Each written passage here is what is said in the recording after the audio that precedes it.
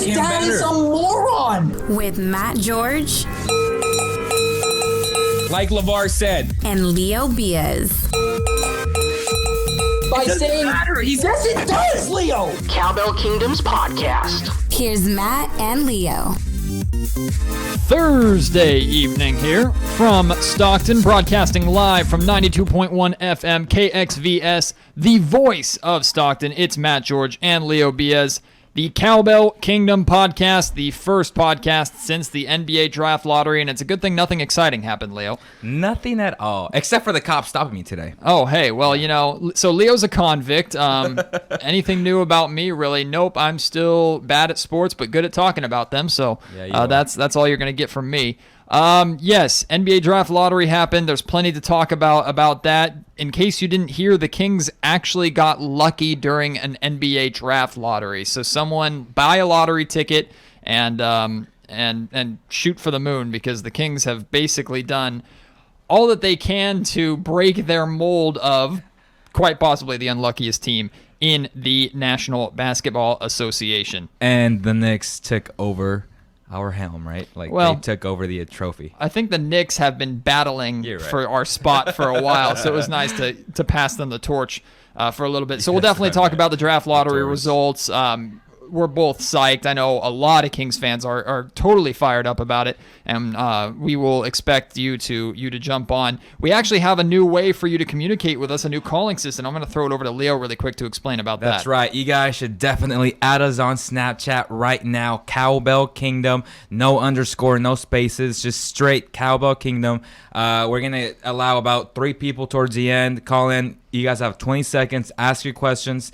You guys can just interact with us on the phone, and everyone will be able to listen to it. So I'm pretty excited. Yeah, so the new calling system, we can actually interact with you with your voice. But for those who are used to being around here, you know how important the comment section is to us. And don't be silly, like if you call, don't cuss or anything like that. Yeah, we'd appreciate that being on the radio, FCCAA or FC, whatever it is, letters. But yeah, so we look forward to adding that bit of the podcast and hope that you can join us trying that out here today. We had a major draft lottery party that Leo and E-Man took on during the lottery itself. I was working, so I couldn't be involved, but we'll talk about really how big of a turnout we had on that and how great that was and the general reaction from the draft lottery. We also expect to have a guest today, Mr. Cameron Oliver, who is a power forward for University of Nevada, Reno. He should be joining us. That's Leo's alma mater. If you can't tell, if you want to be annoyed, you're certainly going to be by the end of the podcast with his UNR junkiness. And then the all-NBA teams were announced, so we'll end our show with a surprising snub, or a couple of surprising snubs, and what that could mean for some massive moves and potential shakeups in the draft order up top with number 1 and number 2. Interesting tease. You'll have to stick around for that one at the end. But yes, the NBA draft lottery happened. There's my cell phone, or as many of you like to call my vibrator, going off in the background. Draft lottery happened, and the Sacramento Kings were poised to land number 8 and number 10. Dave Yeager was the representative for the Sacramento Kings, and we as Kings fans were hoping to have some luck go our way with our new head coach. And first off, before we get there, one of my favorite parts of the entire draft lottery, and I tweeted it out, we've talked about it on Sports 1140 KHDK. I know a lot of people have talked about it on Twitter. It's definitely circulated. An awesome image was the shot of Dave Yeager when they first introduced him, and they show the graphic, and they show the Sacramento Kings have 0.0% chance to land the number 1 pick. That was because if they got the number 1 pick, they would have to swap with the Philadelphia 76ers. So they show that graphic, and then Dave just kind of looks over away from the camera and has just this sad, what we're calling the sad Dave Yeager meme look to him. And it was heartbreaking, but also hilarious to see just the look on Dave's face. So that's on my Twitter. You can check it out at MattGeorgeKHDK. It was also on the Drive's Twitter account, which is the show I produce, the KHDK Morning Show. I'm sure Leo has seen it and been tweeting it out. It's all over the place. You can't miss it on Twitter. So that was one of the top moments. They showed the Sacramento Kings logo. So we talked to Dave Yeager actually today on our morning show, and the first thing he thought was literally the worst thing that could have happened actually happened. Our pick slid to number 10. and New Orleans pick wasn't there, meaning New Orleans probably moved into the top 3. So we ended up with the 10 and didn't get. Luckily, that wasn't the case. Quickly, they came on and explained that is the New Orleans Pelicans pick that they gave to the Sacramento Kings. So we breathed that sigh of relief. Number 9 comes by as usual. We get to number 8. I'm sitting there. I was actually umpiring. I umpire for women's softball, and I was sitting in my car in between games, just watching it on my phone. And I'm sitting there, I'm waiting to see that Kings logo, and I would have been happy, honestly, with 8 and number 10. We kept our pick. Great. And I slowly start to see it pull out, and he turns it, and the first thing I see is orange.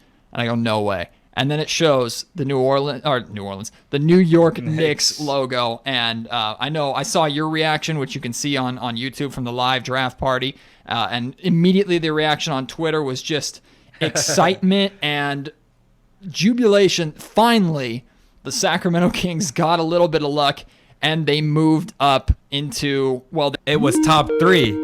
Oh, I think that's Cameron Oliver. hey, well, Hey, well. we're going to have to slow things down here, and we'll take a stop. Mr. Cameron Oliver, is that you, my friend?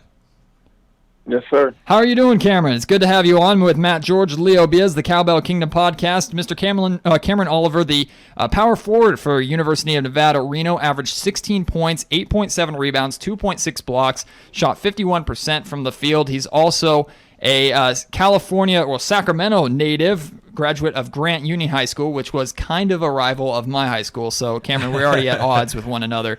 But first off, Cameron, thanks for coming on, man. I know it's a very busy and exciting time for you, but you were a key part of Nevada's 28-7 season, and congratulations for your team making the run that you guys did. Man, appreciate it. We had a really good season, man. I can't be more proud of my guys and the team. You know, the coaching staff that was there with us that helped us through that process, man. It was a great season. So you initially we were talking about trying to have you on last week. It didn't end up working out because you were at the draft combine and going through everything that you have to go through there. Can you tell us a little bit about what that experience is like being at the NBA draft combine? It was great, man. It was fun. The atmosphere of it, you know, it was completely incredible. You know, just being there, I was greatly honored and blessed to actually get the invite to be there. But just being there with those guys, those top nation guys, and pretty much people that's recognized with their talent to be at the NBA level was just fun to be there around there, you know, and be able to do my measurements and everything and play 5-on-5 was a great thing to do. You know, I've been watching the combine since I don't know how long, you know, and it was great to really be there. What's up, Space Cam? It's Leo, man. How are you? I'm doing good, man. How you doing? Good, man. First and foremost, I just want to say thank you so much for taking the Wolfpack back to relevance. Like, you made us relevant again. As you know, we were texting back and forth on IG, and I'm a Nevada alum. I graduated in 2015. I didn't get a chance to actually cover you as I covered, the rest of the guys. To have you in the second round, does that bother you?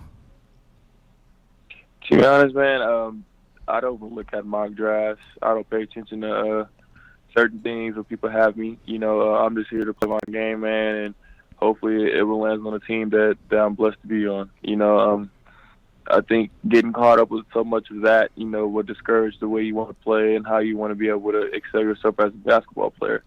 You know, so I really don't pay attention to that. It doesn't really bother me. It can't bother me because I don't look into it. You know, so I'm just great to have the opportunity, man, to be here in a certain position. I'm just going to take advantage of it. I'm curious from a mindset point of view, Cameron. A lot of people, everybody's talking about, obviously, the lottery picks, the Markelle Fultzes, the Lonzo Balls, guys that immediately are going to have a big spotlight and a lot of weight on their shoulders from the second they step onto the court, even at the summer league level. So for someone like yourself who is trying to sneak in maybe in the late first round or in the second round, do you look at it as an advantage that, there are too many expectations, so you can go out there, turn a lot of heads, put on a show, and really make a name for yourself right out of the gate?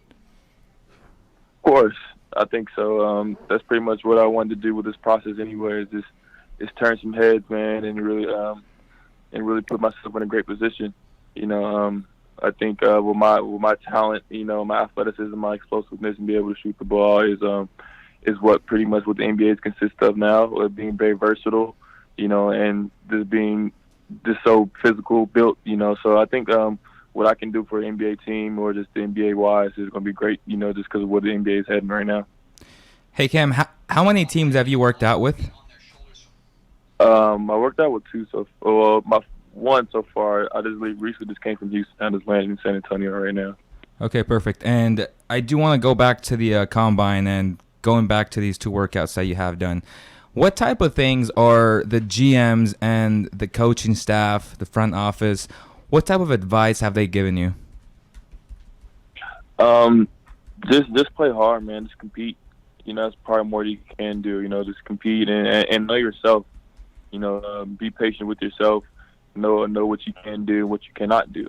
You know, don't try to, just because it's a different level, be somebody you're not. You know, just be who you are and just be able to excel that and be able to sharpen your strength. You know, so I think this all just compete, be in great shape, man, and just go out there and play basketball.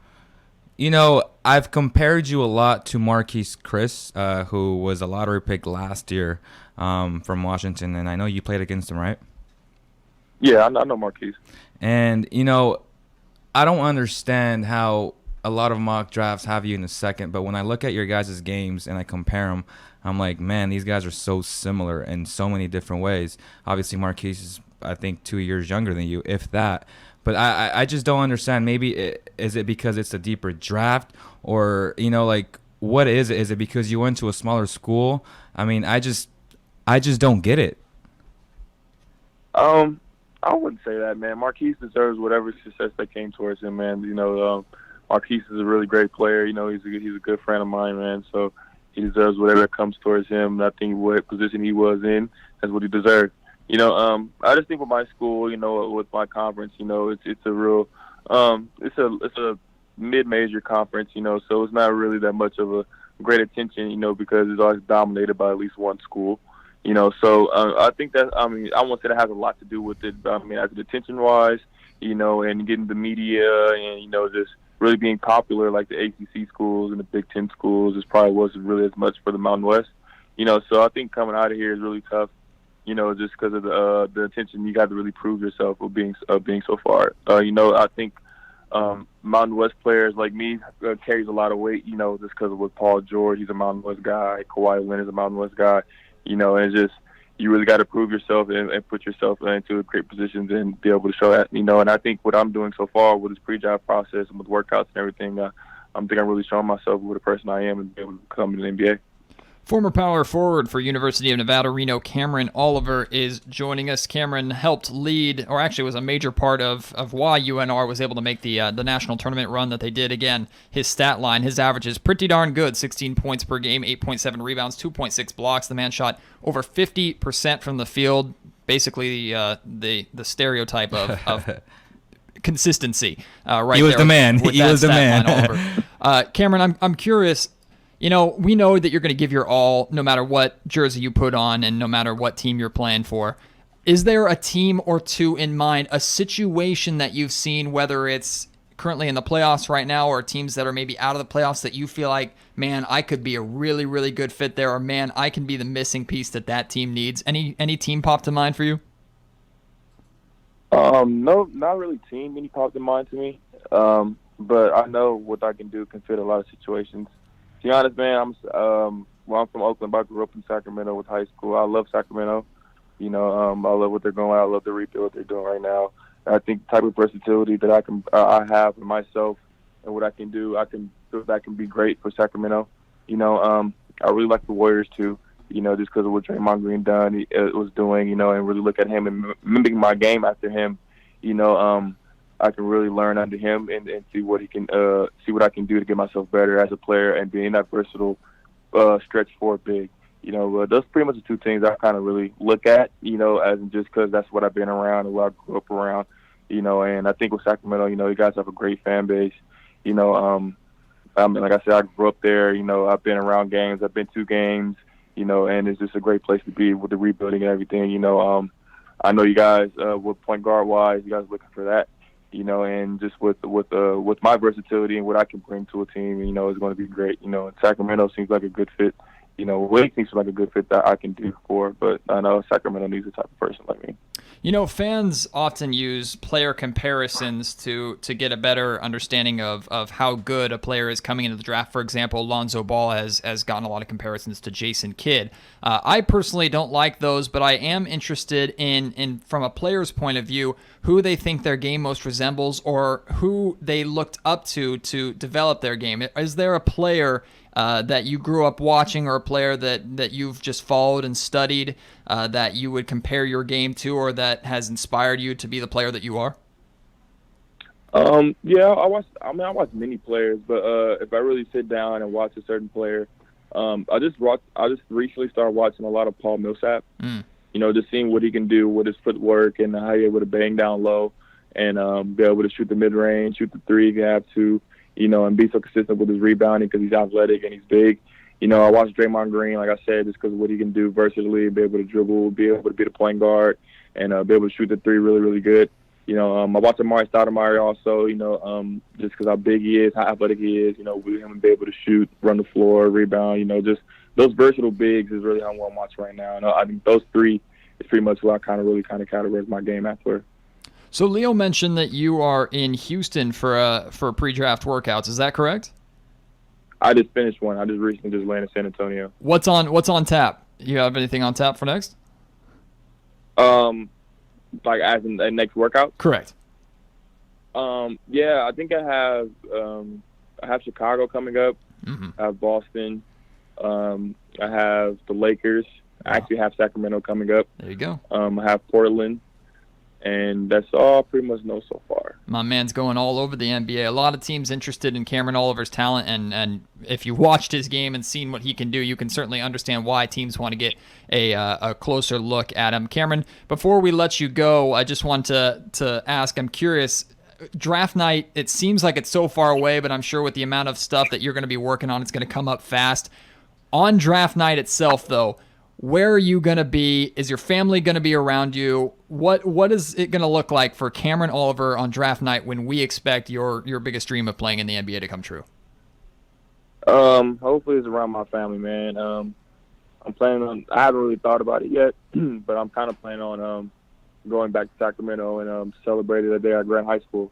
Just we're pretty much really where everything started for me, so kind of go there and celebrate around my family, friends and coaches and everybody, old teammates and everything, just kind of celebrate from there. But I haven't really put any thought into it. But right now, just going through this process and just can't wait till the big day comes on. Cam, before we end the show, I want to talk to you a little bit about Eric Musselman. What was it like playing for Eric? Eric was a coach here. He took over Rick Adelman in 2009, I believe. Just talk about him and the type of mentor he was for you and the rest of the Wolfpack. Coach Musselman is great, man. He's a great coach. I really, going through this process and with the terminology and just the atmosphere of the NBA, he really helped me prepare myself for that. He's a great guy. He's very intense. He's passionate. He's passionate for his players. And at the end of the day, man, he just want to win. And I think you can't ask for that more than a coach. He's really he's a player coachable. You can talk to him, you can rely on him. You can go to his house if you want to, anything, man. He's a really cool guy. I think it's funny because when people ask me if I know any terminology in NBA, man, I know exactly what's going on. Just because how much he prepared us. How much he brings to Nevada. With the NBA atmosphere. And him being there and having so much great success for those 2 years when I've been there, man, it's incredible. And next year is going to be even more great year for those guys. And I love those guys to this day. And I wish them best of luck with everything. Well, that's great to hear, Cam. I'll see you in Sac soon. Mr. Cameron Oliver. Okay, man. Thank you. Cameron, thank you again so much for joining us. We're a little bit biased here at Cowbell Kingdom, but we think you would look your best in Sacramento purple and silver. But no matter where you end up, Cameron, no matter where you end up, man, we wish you the best of luck. We can't wait to see your name up on that draft board on draft night because it's going to happen. We firmly believe that. And no matter where you end up, we know that we can expect good things from you because that's how hard you push yourself. And we're really looking forward to seeing you on an NBA court where you belong, my man. Man, appreciate you guys. Much love, man. Thank you for the support. No problem. Sacktown love, baby. UNR power forward Cameron Oliver, 16 points per game, 8.7 rebounds, 2.6 blocks, shot 51%. Sacramento native, graduate of Grant Union High School. Cameron, awesome guy. It's awesome to be able to talk to Awesome him guy, and get dude. that perspective. We focus so much on the guys that are in the lottery in the top 15, and you forget about like how many dreams are coming true.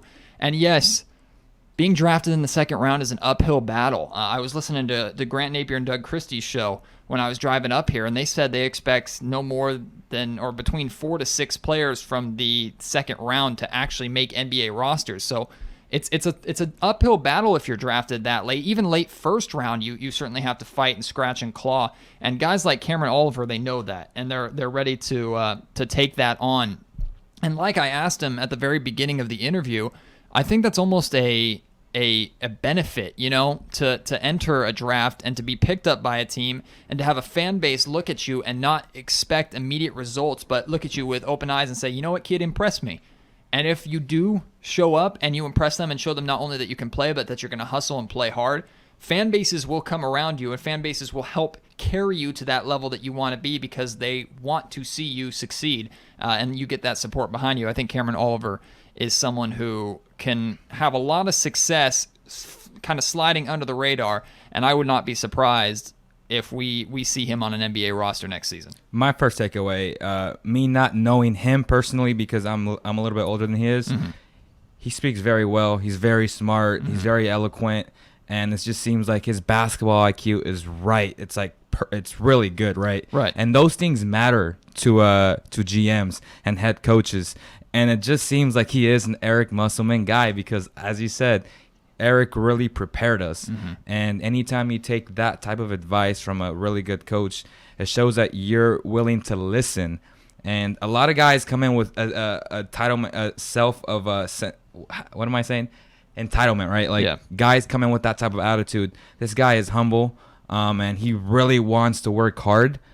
And I just wish him the best, man. Well, you talk about having a basketball IQ and how valuable that can be to coaches and to general managers.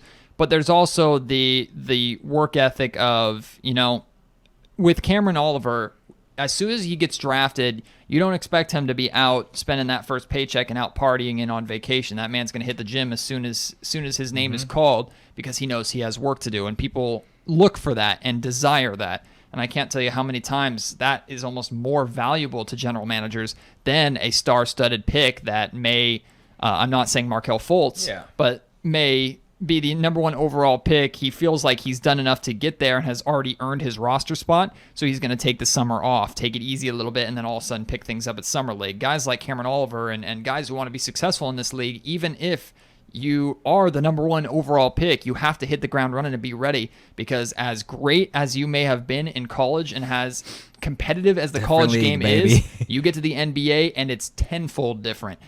So I expect big things out of Mr. Cameron Oliver. It was a pleasure to have him on. We'll definitely, hopefully be able to check up with him very soon, and we'll be following his career.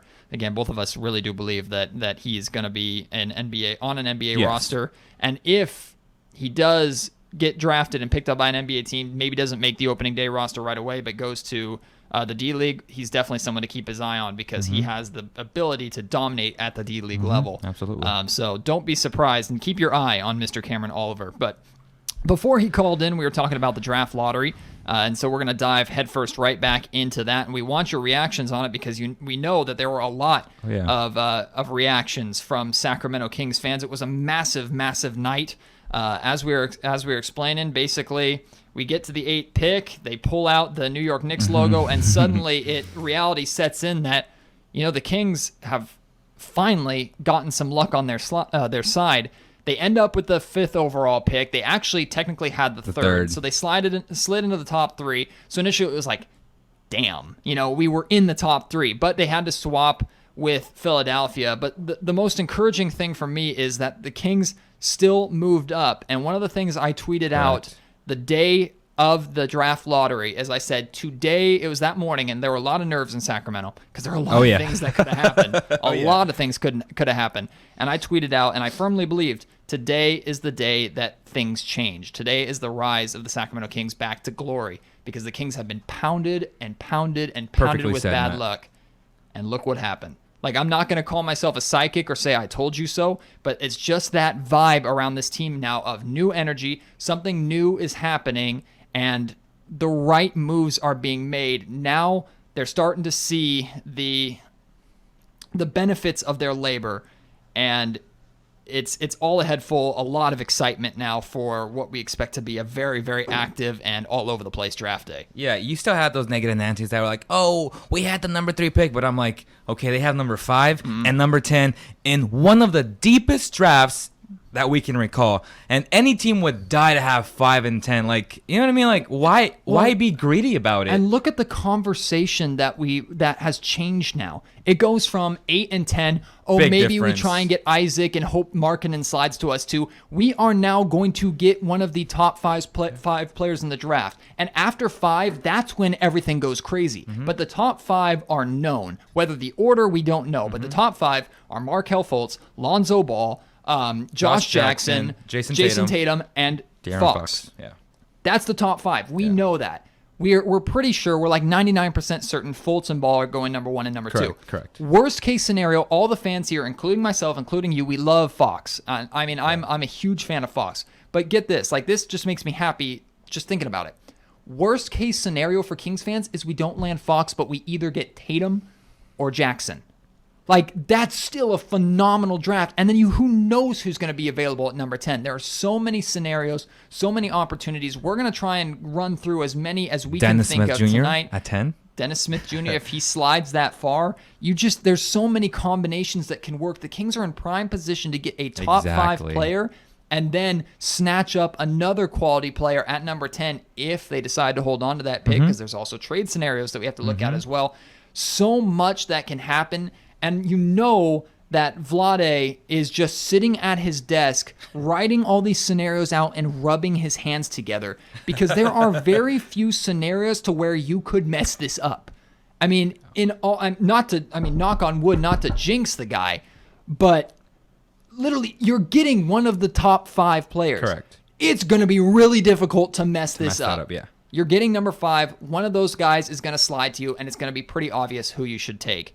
And I mean, sky's the limit for this organization now with moves like this. So are we going to talk about scenarios right now, or should we? Yeah, so we'll dive into scenarios. Okay. I want to get reactions to people who are jumping in the live chat. Someone says Jaeger luck, to be honest. Yeah, Dave Jaeger, all props to him. Absolutely. He shaved. He looked good. Send Jaeger every year, man. And Jaeger was great. We had him on this morning. No, don't send him because we want to be in the playoffs. Well, you know what I mean? Every year we're not in the playoffs, send Jaeger. Perfect. Send Jaeger anyway. Hell. Just even if we're out of the lottery, send Jaeger and watch like the Lakers lose their pick or something like that. I'm all for that. We got to call on our man Dustin. He's our producer. He works hard here at KXVS in Stockton, has become part of our team. Dustin, I'm curious your reactions initially when the Sacramento Kings ended up with the number 5 pick. Well, I was watching Leo, and it looked great, by the way. So my reaction was, wow, this is really happening. 2 top 10 picks, and a couple years ago, we would have said, this is never going to happen. Never. No, Kings don't have luck, ever have luck. And now we have looks, and it's kind of weird because this whole last season, it didn't feel lucky at all. I mean, it felt like a nightmare. How many Kings fans, they didn't want to admit it, but would not have been, it's like we're wounded animals. We would not have been surprised if somehow the Kings fell out and lost one of those picks. Yeah. Like, they would not have been surprised. That was the outlook going into the draft, and now it's completely changed. Like Chicago Cubs fans in baseball the last couple of 100 years until this fell in our laps. I'm not comparing the Kings to the Cubs recently, but it's kind of magical that we got the top 10 pick. I mean, 2 top 10 picks. Yeah, it's awesome to see that happen and to see the slide. And like we said, now it opens up the door to so many conversations. I mentioned my love of Fox and my desire for the Kings to potentially land him, although let's dive into some scenarios here, because that leads us to, I know you've done a mock draft, which you could check out on Cowbell Kingdom right now. Don't do it right now because we want to keep it here. I haven't done a physical mock draft yet, but I kind of have one going in my head, and I'm still not out of the lottery. I'm just kind of playing with different scenarios in the lottery itself. So have you done top 14 in your head? Or top 10?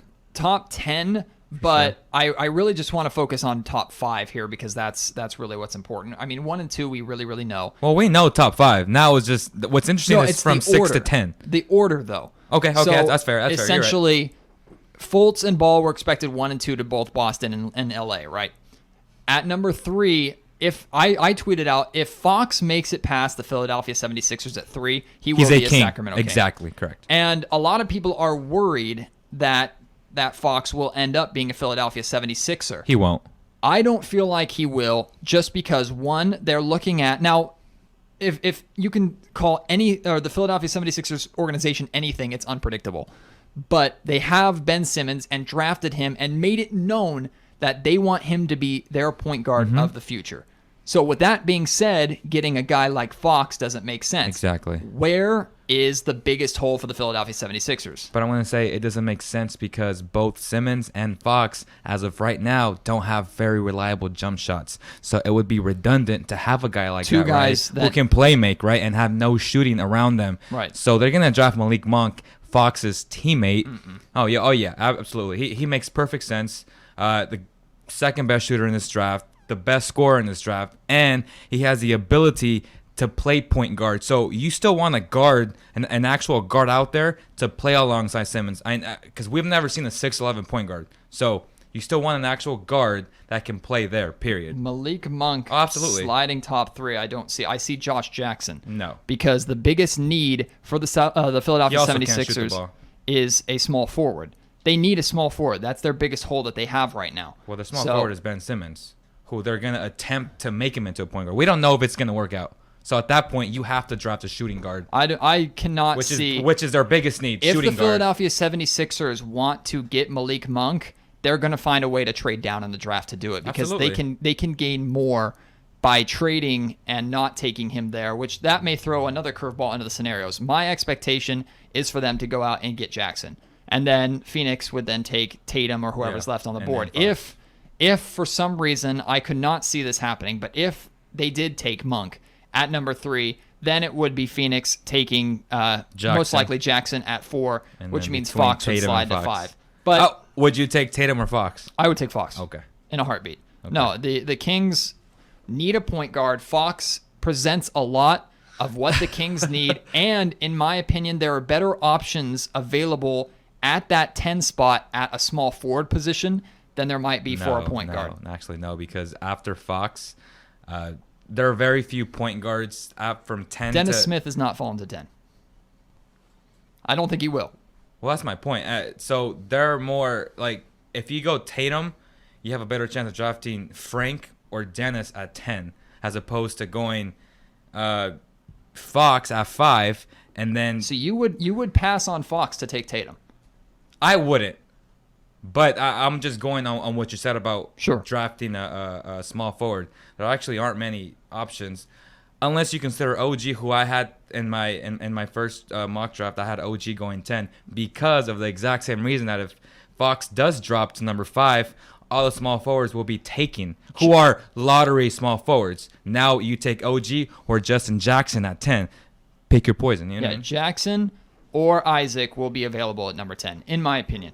I just based off of how the teams and the order go, I mean, a lot of people for some reason have pegged Isaac for an interest of the Minnesota Timberwolves. I can't see that being any kind of good fit with the core that they have. I don't there. either. I think marketing would be perfect there. Yeah, and I mean, I agree. Yeah. But one way or another, if the Kings land Fox, I'm very confident that either Isaac Jackson, Josh Jackson, or Markkanen will be available at number 10. Now, if Markkanen slides that far, even though he's not one of my top choices, you almost have to take him. But in my mind, the perfect draft scenario is landing Fox at 5, and then if you can either figure out a move to move up 1 or 2 spots to snatch Isaac, or if he slides to 10, if the Kings leave or walk out of this draft with Fox and Isaac, it's an A-plus draft. No, if they leave the draft with Fox or Markkanen, it'd be an A-plus draft as well.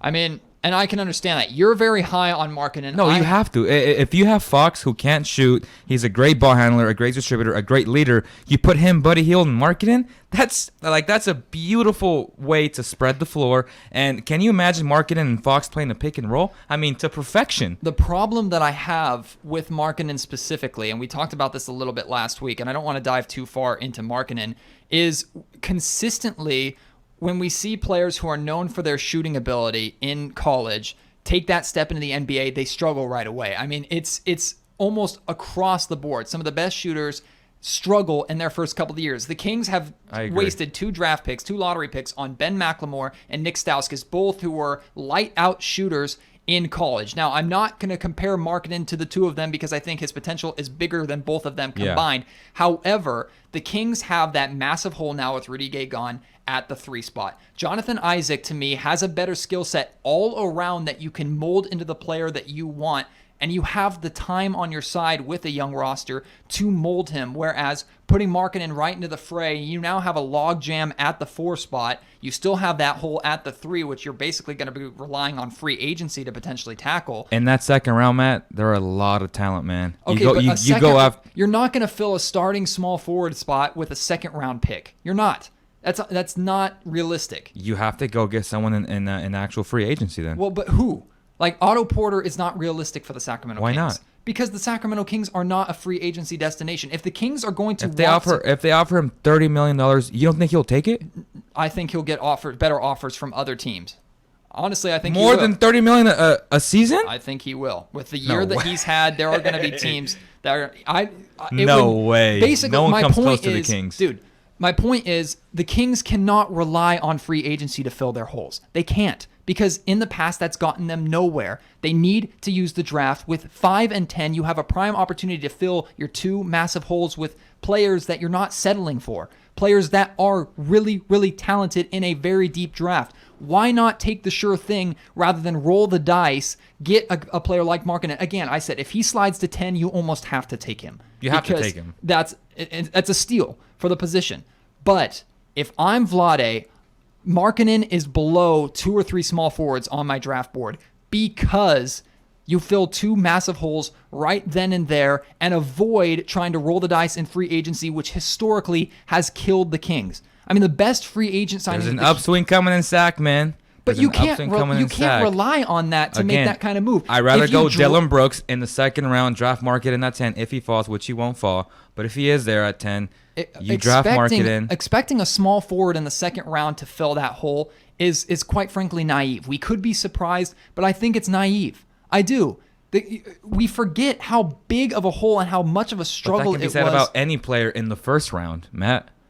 About any player. I mean, there's no guarantee Isaac turned out to be great either. Of course not. But he's a top 10, top 15 talent that at least has the expectation on his shoulders to get to that spot. Exactly, and he's young. That's why. My point is the Kings cannot rely on filling their holes with free agency. They just can't. Historically, it hasn't worked. The Kings are known to not be a good free agency destination. The draft is basically the only way you can force players to play for you. The Kings have a massive opportunity at 5 and 10 to tackle those 2 major holes. I say that's what they need to do. Dustin, your thoughts? I'm still the Jonathan Isaac train along with you. I just think the power forward is a more needed position right now. And Markkanen, if he's still there, I think small forward. I'm sorry, small forward. My bad. If he's still there, that you have to probably grab him over Isaac. But still, I think the biggest need at the Kings is a both point of them guard, won't be small there, forward. though. You know what I mean? Yeah, they're not. But yeah, if there's any one or the other. Which say those 2 again. Markkanen and Isaac. But both of them will not be there. Yeah, they will not be there. No. But if they slide down to 10, you have to pick either Markkanen. Exactly. Over Isaac. That's yeah. And I think over talent over. I think we're all in Exactly. agreement with that, and your hand is almost forced in that scenario. I just hope it doesn't get to that point because, again, Markkanen is extremely talented. I just worry about his upside coming into the league, him taking more time at a position, quite frankly, that they're not going to give him. So what do you like about Isaac so much? He is a project. I told you, he is a project, but he's a two-way player. He has a better ability, in my opinion. 1, he fills a hole that you have, and 2, he's a better two-way essence, though, player. because a lot of scouts have him playing power forward, though, Matt. So he's 6'11". He's not your typical small forward guy anyway. In college, he did play power forward. They want to convert him into a small forward. So we don't even know that. So at the same time, I'd rather go for a guy who we know will play 4 and 5 and that can stretch the floor a lot like Ryan Anderson. I mean, we need space floor. But we need space. But why, when you have already spacers. a stretch forward or stretch 4 in Scal Labissiere? I mean, Scal, coaches already addressed this, and a lot of the coaching staff, he's a back to the basket type of player who can shoot the ball. He's not your typical stretch four. He can play that. But Markkanen is a strictly Ryan Anderson type player. Lights out. He's out in the corner. He have a 7-footer playing on the perimeter. Do the Kings really need that right now? That's the question. Absolutely. I mean, you can always Absolutely. use a stretch four. Especially if you draft De'Aaron Fox. But the biggest... You're not drafting the Dennis Smith biggest Jr., you're hole- drafting De'Aaron Fox. The biggest hole then you would have is at that 3 spot, which then becomes a wasteland of, oh gosh, now we have to find a way to plug this hole. Do we rely on a B- quality free agent, which is quite honestly what the Kings attract, or do we hope that we can get a second rounder to mold into that spot? Do we make a move to somehow move up into the middle to late first round to find a guy, or do we plug a smaller player and play small? Are you thinking short term or are you thinking long term? Because if you're thinking long term, and if you expect this team to be bad next year, especially if they play all these guys, there's a lot of potential great small forwards coming out next year. No, I'm you know what I mean? Like, are you trying to fill everything this year? Because if you are, then I agree. But if you're not, this is a long-term process anyway. I think the Kings have an opportunity here to fill both long-term and short-term holes with a guy like Isaac or Jackson, whereas Markkanen doesn't fill really a short-term hole for me. He said Jackson. Fox, right? Fox. No, I'm talking about at the small forward position specifically. Okay. So with that number 10 pick, if they were to take one of those two small forwards rather than taking a Correct. Markkanen. So just Markkanen to me is a long-term solution, whereas Isaac is Correct. both potentially short and long because he immediately fills that hole. He's expected to be playing in that position at the NBA level. And you also have, like I said, the time on your side. Is he though? Based off of his athleticism and his foot speed and his build, I see him playing the 3. But he's not fluid enough to play the 3 at the NBA level. He's just not. He's not fast enough. But what makes you think that he's Markkanen not. is capable of playing the 4 at the NBA level? That's the thing. We haven't seen it yet. So to put Markkanen on because he's actually played power forward in college. Isaac played very little at small forward in college. So what you want pretty much is you're trying to convert Gordon from the Magic to a small forward. They tried that last year. He came into the league playing power forward. He's athletic enough to play a small forward. They tried that last year. It didn't really work out, man. I don't want to force a player to play something that he's not comfortable playing. That makes sense? It's kind of like forcing Frank Ntilikina, who a lot of scouts have said he is really a shooting guard. He's 6'6". He hasn't played much point guard, but he has the ability to play point guard. But if you said Josh Jackson, Jason Tatum, those are legit small forwards who can play at the NBA level. We don't know if Isaac will play small forward in the does that make sense to you? No, and it does. But in my opinion, Isaac, you have a higher ceiling and a better opportunity with Isaac than you would with Markkanen, in my opinion. Just that, and that's if he feels that need, but we don't know if he can feel that need To yet. me, Markkanen screams someone who is going to struggle right away. He doesn't have the defensive ability as of right now to be able to guard a 4 unless he's facing someone like a Ryan Anderson who just stands on the perimeter the entire game. Exactly. He doesn't have the size to be able to defend, whereas Isaac has the size and the ability, in my opinion, to defend both the 3 and the 4 and be more athletic on the offensive end. In my mind, and this is just me, and I could be wrong, and Markkanen could end up coming in and shooting 45% from three-point range. We just don't know. But based off of history and the numbers and what we've seen in the past, shooters tend to struggle. Athletic players who are defensive-minded tend to prosper. And you can add that jump shot, and you can work on those things and develop those things. To me, Isaac is a better fit for the Kings. He fills a need, and he is also a dang... It's not like you're risking a lot. It's not like you're reaching to someone who's projected to go 16 or 17 to fill a need. This guy is projected to be a top 10 player. You scoop him up at that position, and he fills a need. 2 birds with 1 stone. That's all I'm saying. Or would you rather go with a guy like Justin Jackson, who is a typical small forward? You know what I mean? So it's like, are you really trying to, if you're trying to fill that need, then you have to go Justin Jackson. It's a safer pick in terms of the position, Correct. but his ceiling is not as high as Isaac. Okay, that's fair. But again, so you're gambling. Again, he's a project. I would rather gamble with the number 10 pick knowing that I have the number 5 already. That's what makes the number 10 pick so interesting is the Kings can afford to do that. They can take that gamble with number 10 knowing that they got their guy in number 5 in Fox already. Fox is expected to be the point guard, the guy from the draft. So you're projecting a big losing season, right? A huge. Not necessarily. I wouldn't project a massive. It all depends. Because I mean, on that's what you're saying right now. You know what I mean? And it goes back to the question we posed last week. I would be comfortable and okay with a team consisting of a really young starting five that you're playing them consistently so they get to play together, and I would sacrifice losses next year to get that camaraderie, to take that time to give Isaac the minutes and the run that he deserves. So you're going to be in the lottery next year again. Okay. And like I said, next The year Kings drafting Markkanen. There are a lot of small forwards coming out next year. But this is the deepest draft that we've had in years right now. It's in front of the Kings right now. They don't want to roll the dice on the future. It's literally there. They can fill it there. There's no guarantee anywhere, but it's the best damn thing you can get at that point. Like, it's right there.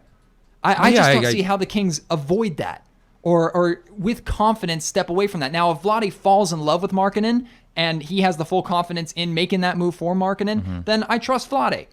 And that's ultimately up to him. So, in my opinion, though, the Kings are faced with a golden opportunity in the strongest draft to kill two birds with one stone, to fill two holes, and they have the time on their side that Isaac needs to develop, which everybody's talking about. Isaac just makes sense in so many ways for me, rather than a guy like Markkanen, who's going to come in expected to be that outside shooter right away, and we've seen, historically, the struggles that come alongside that. I get your angle, but at the same time, you still make it sound, and it's a fact, Isaac will be a project. But Markkanen's no guarantee that he's not. Like, exactly. That's the thing.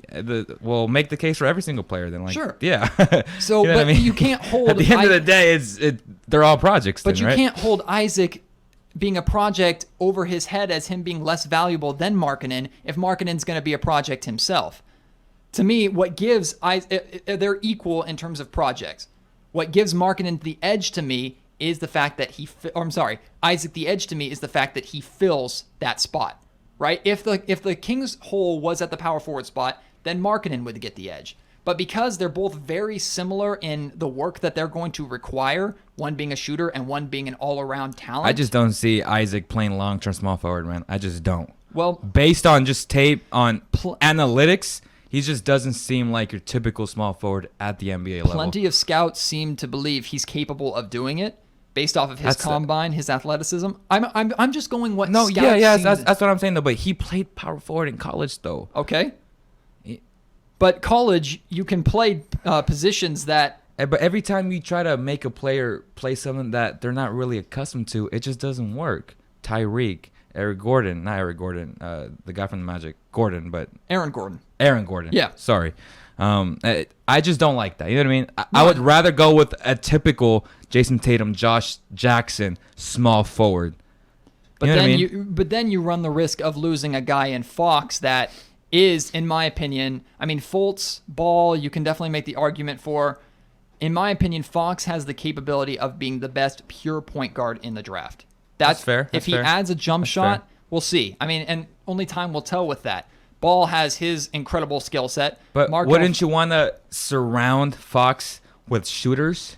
Like, that's the whole idea. Like, Fox will potentially become your franchise, like the face of the franchise, if you draft him at 5.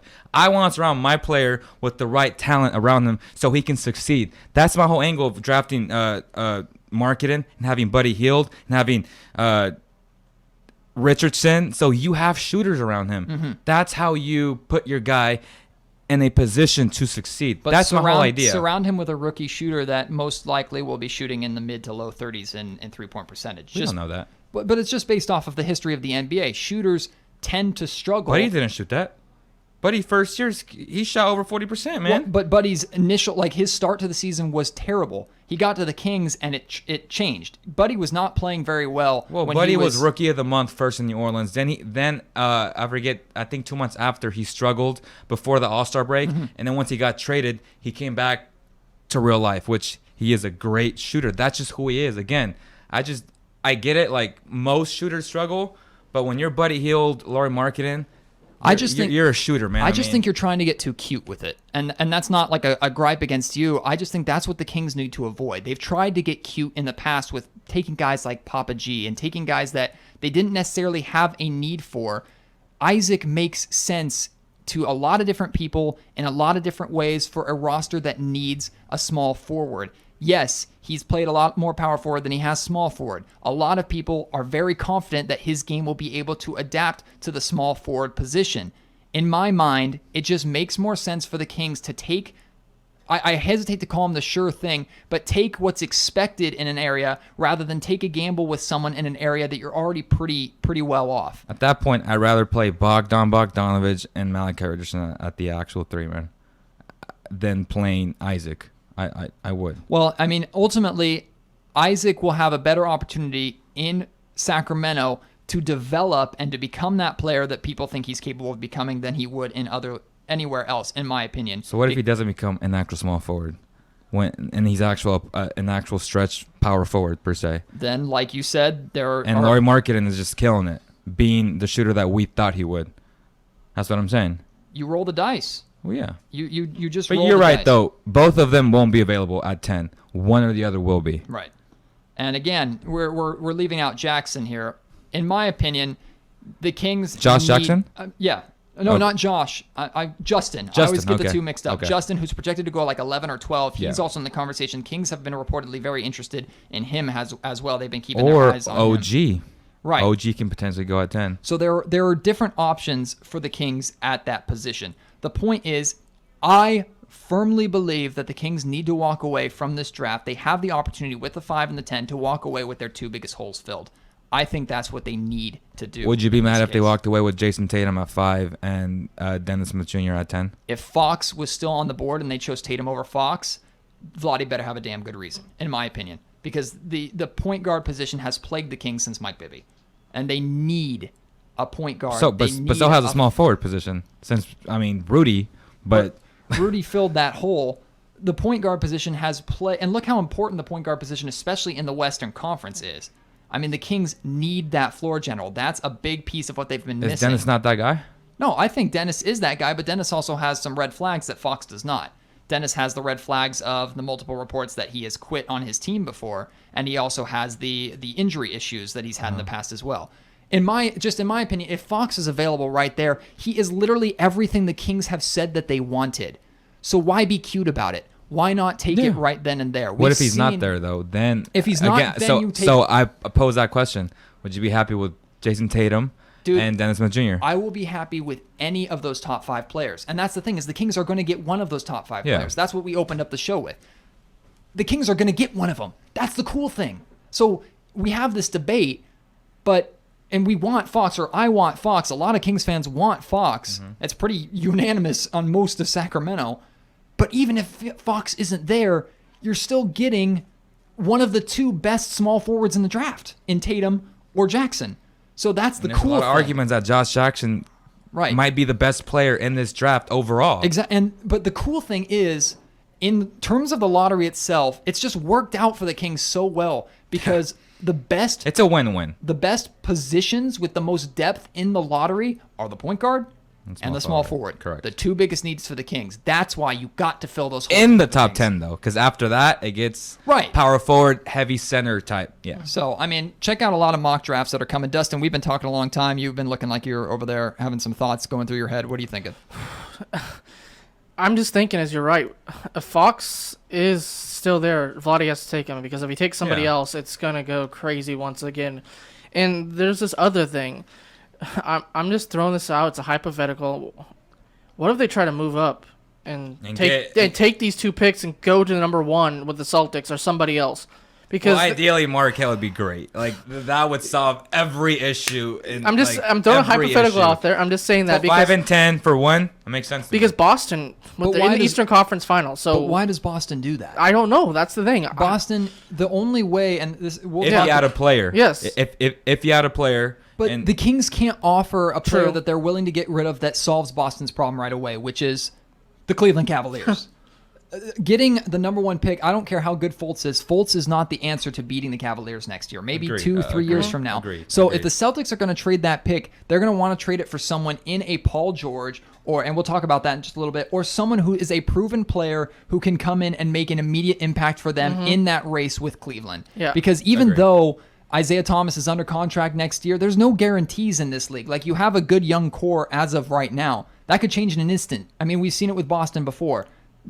All of a sudden, with landing Isaiah from that trade with the Phoenix Suns, they all of a sudden got like a really solid talent, and their rebuild was sped up by like 2 years. Yeah, and Danny Ainge is Exactly. He's made a master of the draft lately, and getting these picks. If the Kings are going to move up, the biggest, let's put it this way, the highest I think the Kings can move up is 3. And I don't know how they would offer or what kind of deal they would have to work out with Philadelphia, but the Lakers aren't moving from 2 because we all know who they want. And the Boston Celtics are not going to accept anything less than a player that helps me right now. This is the crazy part. If LA had number 1, they would take Markelle Fultz. Everyone wants Markelle Fultz at 1. He is a consensus 1. Okay. I want to see how Magic would deal with that family. But the point is, the Lakers are sitting totally pretty at 2. Exactly. They are. They are exactly where they want to be. Exactly. You're taking Fultz? Fine. Okay, we all know Fultz is going 1. Our guy is still there. That's who we want. And if you take him, we still got Fultz. And they can make a move also to grab Paul George if they want to move that 2 pick. So. Right. So there's options. Paul George wants to go to LA since he's from Palmdale. But again, Matt, I feel like if the Kings can package up 5 and 10 to move up to number 1 or 2, which I would say 1 because Boston. I don't think it's possible. But keep going. I'm sorry. Then I would go Markelle Fultz. Mm-hmm. Now, of course. I mean, yeah. Obviously, that's the game changer. Franchise. That's your franchise right there. That's your future. There's not a weakness in this offensive game. None that we've seen yet. Careful, he's going into the NBA. None. Or he's going into the NBA. I'm just saying. Someone will exploit it. If there is any, someone will exploit it, and we will see it. He's going to be a rookie. Speaking. Well, offensively, there's very few flaws in this game. Okay, what? Defensively, obviously, everyone got to work on it. He's still a rookie, and he's still a number 1 pick. So we haven't seen him play a game at the NBA. But you're right. He is the unanimous number 1 pick. Of course, if the Kings moved up, they would take him at number 1, and I would be ecstatic. But I just don't see it possible. This is crazy. Also, Boston's playing in the Eastern Conference Finals, and they have the number 1 pick. Which is why I don't think they're going to hold on to it. Yeah. It just doesn't make sense for them. I mean, Fultz is a phenomenal player, but it does not make sense for them to get past what's staring them in the face. Unless they do a sign and trade with the Utah Jazz for Gordon Hayward, which reports are Gordon Hayward would want to join Brad Stevens. I would do this. I would draft Fultz and sign Blake Griffin in the offseason. I would. There's so much going on you could talk about any scenario. I love Gordon Hayward, but he doesn't solve their problem. True. Exactly. I love Blake Griffin. He doesn't solve their problem. Fultz and Griffin solves their problem. To beat LeBron in the Cavs? Yes. No, not yet. Yes. No, not yet. Blake has done nothing on the Clippers to suggest that he can be that guy to help turn the tide. Barring injury, Matt. Barring injury. Because you're right. Even completely healthy, I still don't have the confidence in Blake Griffin to help flip that switch, let alone Markelle Fultz, a rookie, make that kind of impact right away. Mm-hmm. The Celtics know that as good as they're sitting right now, the window does not stay open forever, and there's a good opportunity that Isaiah Thomas could just change his mind and I mean, he's only under contract for 1 more year. There's no guarantee that he resigns, even if they throw massive amounts of money. That's why you draft Fultz. Okay, but you draft as a backup plan. But if you draft Fultz, that kind of is saying to Isaiah, hey, I mean, you're expendable, which I don't think they want to really send that message to Isaiah. And number 2 is, again, that does not solve their problem of the Cleveland Cavaliers. So if they draft Fultz, they're basically throwing in the towel of potentially catching the Cavaliers in the next couple of years. That's my opinion. Fultz is not good enough to make that much of an immediate impact to help the Boston Celtics uproot the Cleveland Cavaliers. If they sign a key free agent alongside Fultz. Sure. If it's just Fultz, no. We would have to talk about the free agent. Blake Griffin, in my opinion, does not do it. I mean, I think so. That's just the name you threw out there. I think so. There are options. And trade scenarios are certainly out there for the Kings. But like I said, number 3 is, I think, the highest that they could go. And I don't know why they necessarily would do that unless they fell in love with Fox, for example, or maybe they fell in love with Josh Jackson and they felt that Philly was going to take that guy. Then they're like, oh God, here's Malachi Richardson in both picks, please. We need Josh Jackson. Correct. You're right. So that's the only scenario that I see the Kings making a trade. Now they could use that 10 to potentially trade down. I mean, a lot of people don't really understand, and the more I look at it and the more I think about it, how good was that Marquise Chris trade last year? I mean, think about it. You end up with Malachi Richardson. You end up with Scal Labissiere. You end up with Papagiannis, who we don't really know yet. And then there was one other piece to that puzzle that I'm missing out, and I'm blanking on it, but it had something to do with rights to Bogdanovich. Correct. I mean, we don't know enough about Bogdanovich yet. We don't know who he's going to be. But for Marquise Chris, who, I mean, he's a talented player. We don't know what he's going to be in the league, but there are moves like that out there that Vlade is smart enough to make. So Correct. that means there's options with that number 10 of Correct. if there isn't It's something expendable. there that he's not fall in love with. Say he's Say he not moves back interested. to 15, and then you have Justin Jackson or OG there at 15, Sure. and you get extra picks out of it. Exactly. So even if they expect to go, I mean, I'm just throwing out total hypotheticals. Portland here. has 15 and 20, right? Would Right. you trade 10 for 15 and 20? It depends on how confident they feel that their guy would slide that far. That's You know what I that's mean? the part, is the confidence factor of say Markkanen's been drafted, Isaac is still on the board, but they're not totally in love with Isaac, and they don't want to take Justin Jackson quite yet, who they're in love with, because they feel like he wouldn't go at that spot anyway. Correct. So they trade for the 13, or they trade to the Blazers for the 15 because they feel pretty confident that Jackson will slide that far. Boom. Ideal trade. Suddenly there's another spot in there where you can get even another backup Correct. plan. There's so many options. Having 2 top 10 picks crazy. in It's this great situation. steep of a draft, Great there is situation. power there. And I'm excited because in past years, it's going to be, if the phone was ringing for Vlade, it was because he's calling them. This year, and I wouldn't be surprised if Teams are calling already him. Yeah. his phone's going to be ringing on draft night. His phone is going to be ringing off the hook because they're going to be teams at 11, 12, 13, and 14 that are going to see that 10 pick, see a guy that they want, maybe Isaac, and panic and say, we'll give you what you want. And then free agency after that is going to be crazy. Right. Like it always is. There's a comment on Facebook. There's a lot of people that have joined the conversation there. There's over 1,000 people have watched it already. Mark Anthony Sousa, he said Boston would be dumb to give up on Fultz for George or Haywood. They need to continue to build, and then if they don't win in 2 years, then you are ready to jump into the forefront when LeBron finally hits father time. I agree 100% with them. So that's- Fultz is too much of a talent, Matt, to pass up on, period. You cannot pass up on a superstar point guard, but potentially. So that depends on what kind of decision they want to make. They're either gonna make a we're going after him right now because we feel we have the pieces, or we're gonna wait him out. But there's there's a risk to we're gonna wait him out because there's no guarantee that 3-4 years from now LeBron's gonna be on father time. I mean, Come on. I mean, he's 30. and he's been going I mean- up. He's been getting better the older that he gets still. So, yes, eventually the old legs are going to start to kick in. Yes. Things are going to happen. But if you want to wait him out and wait that long, even by drafting Fultz, there's no guarantee that 4 years from now that LeBron is still or is not going to be Mr. Father Time and Hard the to Cavs believe. still aren't good. It's LeBron freaking James. Hard to believe, man. I know it's LeBron. Is the most absurd, insane physical specimen in the history of basketball. Does that mean he's better than Jordan? No. And that's a debate for another time. Yeah. However, he is the craziest, weirdest, most insane physical specimen that the NBA has ever seen. So I would not bet against LeBron to still be good at 35, 36. That being said, you draft Fultz. 4 years from now, the Cavaliers are still contending and you're still kind of hanging with them but not able to get over them, get over that hump. What stops Fultz from leaving, right? So as of right now, the window is open. The Celtics know that with the roster they currently have, they're good enough to at least get the number 1 overall seed. But they also have number 1 for next year. So what if you do want to keep Fultz and give up next year? But there's no talk about next year when this year is the strongest draft that we've seen ever. I think Danny Ainge is smart enough to know what he has right now. He comes from the whole Larry Bird kind of school, also that Celtics, that legendary Celtics background, where they don't like losing. They go through a tough time every couple of decades. Right. Remember the 90s when Larry Bird retired? That was awful. Paul Pierce, they drafted him. Then the 2000s, and then they had to wait a couple 7 years in the 2000s to be the number 1 team when they got Kevin Garnett.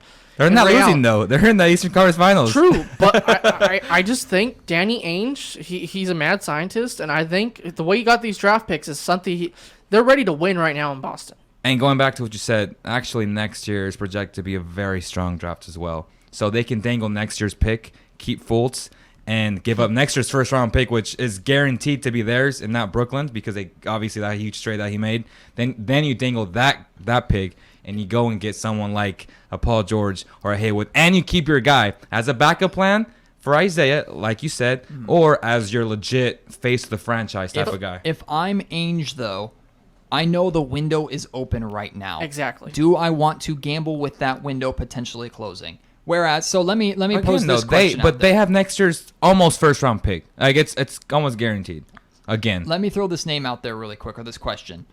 Who, in the past, since LeBron, even when he was on the Miami Heat, who has been the one guy in the East that has given him at least some trouble in the postseason? In the East, not in the West, in the East.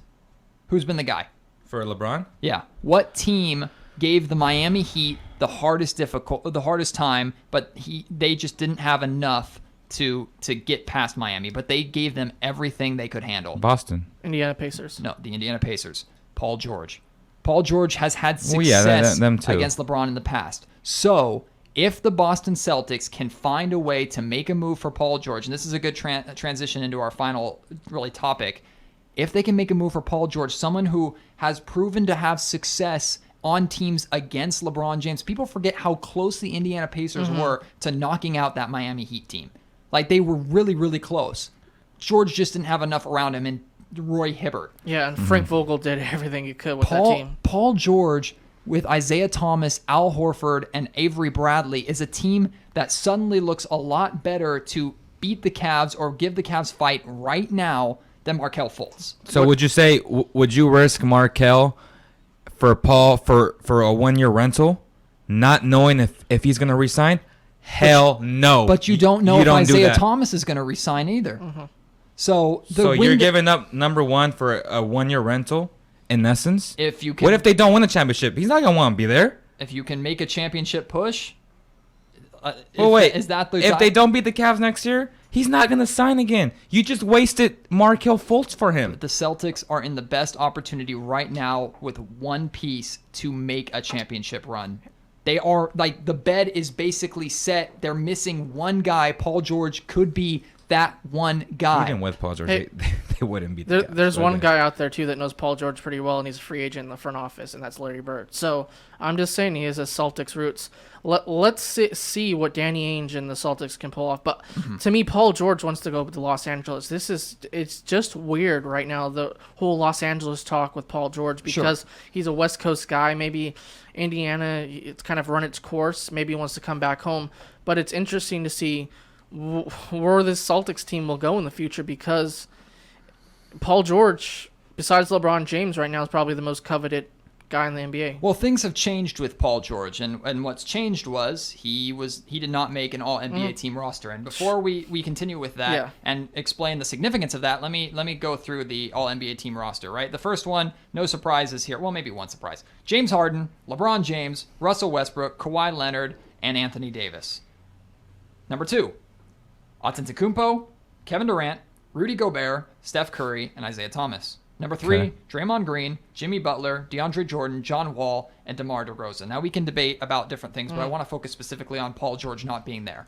The loss of Paul George not being there is getting that All-NBA max deal that you can get for re-signing with the team. That's literally the only hope the Pacers had of keeping him, because the difference is $70 million. So they got screwed. So by him not making that team, Exactly. Indiana now knows there's no point.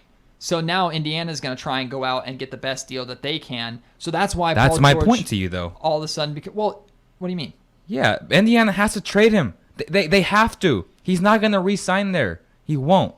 Right. So why not offer him to a team in the Boston Celtics that, one, is going to get you the best you could probably get with a number 1 overall pick, and number 2, Boston desperately needs someone like Paul George. But what if he doesn't re-sign, Matt? But that's not their thought process with sign. It has to be, because Markelle is too good of a player. But the risk championship it. window is right now. But there's no guarantee they win it with Paul George, though. But there's no guarantee that they win with Markelle Fultz. But you're guaranteed to have Markelle Fultz for at least 5 years. At least 5? I don't Yes. see a rookie contract being Yes, 5 years. 5 years. Is it that long? Yeah. Okay, well, Yes. I was not aware that it was 5. But the point is, they know right now what is tangible. What they see right now is one piece away They from won't- a title. I don't see them giving up Markelle for him. No way. I think No way. And I think we're putting too much value in a guy that hasn't played a single minute. He is, as much as we love Markelle Fultz's game, and I love it too, We have not seen him. He's an unknown commodity. We have not seen a single second of him in the NBA. We have seen Paul George stick it to LeBron. We've seen Paul George He didn't stick it this year. Of course he didn't stick it on Indiana. He choked. That team was He choked. terrible. Let's be honest. He choked. Put him on a roster. In big moments, he's one of the worst shot makers down the stretch. It's but right you don't there, need man. him to be that in Boston because you got Isaiah Thomas. Isaiah Thomas is your shot maker. Paul George is the guy that can body up LeBron James and helps you right there. Boston, look at what happened in game 1. Boston had zero answer for LeBron. Paul George is the closest thing in the Eastern Conference that we have seen to someone that can go toe-to-toe with LeBron and not stop him because you can't stop LeBron, but you can compete with him. Yeah, you rattle his cage a little bit. Paul George is the closest one to be able to do that. But not risking number 1 overall pick this year. No way. Why? I don't think the Celtics take it that way. I think they take it as they want to win now. Yeah, I think they see the window. But there's no open. guarantee that they win with him, though. It's a coin toss in the air, I guess. There's no guarantees in sports, period. Markelle Fultz, okay, he's a guaranteed 5 years, but there's a good chance you sign Markelle Fultz, you lose Isaiah Thomas, maybe you lose Avery Bradley too. Great, you have Markelle Fultz, but you're a number 6, 7 seed in the East. Build that has around no chance. him, and you build around him. They don't want to rebuild. So you want to build to a championship, right? I think that's the correct. ultimate goal. Why would you want to build to a championship when the championship's literally there? I think they've been building for 5 years. They're tired of it. They're there. As Matt's saying, they're in the Eastern Conference Finals. This is the Boston Celtics. This is the Boston market. They are there. Top 5 NBA team history. They are one piece away, and the guy that's given LeBron the most hell in the East is available. It makes so much sense. It makes sense to keep Paul George, but not to risk this year's number 1 pick. Why? Markelle Fultz hasn't done anything. Markelle hasn't. Paul George has. Okay, but what if they don't win the championship? Then he won't re-sign. Okay, then they rolled the dice. They went all in for a championship. It didn't work. For 1 year. That's on Danny Ainge. For didn't 1 work. year. For 1 year, yeah. That's not a Danny Ainge move, I can though. look at that. That's not a Danny Ainge move, What are you though. talking about? That's not. He's making a move for a championship. That's the ultimate goal. He's built everything. He's put everything together to build up a championship team. They won the number 1 seed. Unless and he's Paul seeing George the agrees to sign the extension right prior to the trade, then you make that move. You don't make that move if he doesn't You agree have to a your extension. guaranteed player for 1 year that can be the difference in between a trophy and being exactly where you're at right now. Markelle Fultz doesn't do anything for you in the next 2 years when it comes to handling LeBron and the Cavaliers. Okay, that's fair. That's fair. So you're either looking 3 years down the road to wait out the Cavs. That guy is the guy everyone should be worried about. Antetokounmpo, sure. You either wait 3 years down the road for the Cavs to hopefully decline, hopefully, or you take the opportunity that you have right now and nobody blames you for it because you went all in. I give no blame to Danny Ainge. I would blame the hell out of him if Markelle becomes what he's supposed to become, man. Are you serious right now? You're dealing with supposed to versus already known. You already know who Paul George is. You already know what he can do for you right now. Why would you not take that? Why risk hypothetical when you can go with what you know and go all in and go for it? That's the only way you can beat the Cavs is you have to go for it. Markelle Fultz is a distance guy. The Celtics are there now. That's the point. So if Paul I agree George with you, though. is available, Paul George should be a Celtic, but not Paul George not to me to to lose. the Boston Celtics is but not at the expense to lose Markelle Fultz. Paul George is twice as valuable as Not for Markelle one Fultz season, he's not. To Not for Boston one right season, he's now. not. Dude, you're not, Not for one thinking season. logically in the I am thinking situation that the logically. Celtics are in. They won't beat them with the Celtics won't beat Why? them because they're not good enough with Paul George to beat the Cavs. Period. Why? Paul George almost Because the Cavs are that much better. Paul George almost beat LeBron with Dwayne Wade and Chris Bosh in his prime with a less roster. No, they didn't. That What are you series was talking about? never that close. It went to 7 games. Okay, but that series was never that close, though. That series was never that. It And this literally went Cavs to team is 7 way games. better than that Cavs team. That Heat Than team. that Heat team. I will give you Kyrie Irving, but Dwayne Wade and Chris Bosh in their prime, with the rest of the pieces that they had, Udonis Haslem in his prime, Ray Allen. Yeah. Oh my God. That Miami Ray Heat team Allen is towards the end of his career. You mean? Ray Allen who knocked down the biggest Spurs? shot. Okay, that beat that's the fair. Spurs. But that's not Ray Allen. That's not vintage Ray Allen, though. That's not Boston Celtics. That was 2 Ray years Allen. after What are we Boston talking- Celtics. Why are we Yeah. talking vintage Ray Allen? And what we saw was Paul George. That Heat team was not better than this year's Cavs team. Dude, you're Or than Oh, last- wow. You're drunk. You are. They just beat the best regular season team in NBA history. That Heat team would have got destroyed by the Warriors. Stop it, Matt. You think Stop a it. younger LeBron that James? Warriors team would have destroyed that Heat team. Wait, Warriors? That Warriors team last season would have destroyed. With Draymond Green out? Yes. Against LeBron James, Dwayne Wade, This and... Cavs team just beat the best regular season team in NBA history. You're literally talking Dwayne Wade and Chris Bosh That's with it. a younger The role LeBron players James. were awful. That's why they had to break it up. Role players were awful. They had Ray Allen. They had Udonis Haslem in his prime. Mario Chalmers was balling. That was a my damn God. good team. I'm not and the saying only it wasn't a good team but that team was not better than this year's and last year's Cleveland Cavaliers, and it's not even close. The Cleveland Cavaliers not had to even rely close. on Draymond Green taking his own ass out of the game in order to win. And whose fault is that? His. So you can't. He hold- still played Game 6 and stop it. He still played 6 and 7 though. Oh my God, he didn't play Game 5. Big deal. and that's when the He entire had series 2 more turned. chances, and he didn't do anything. Period.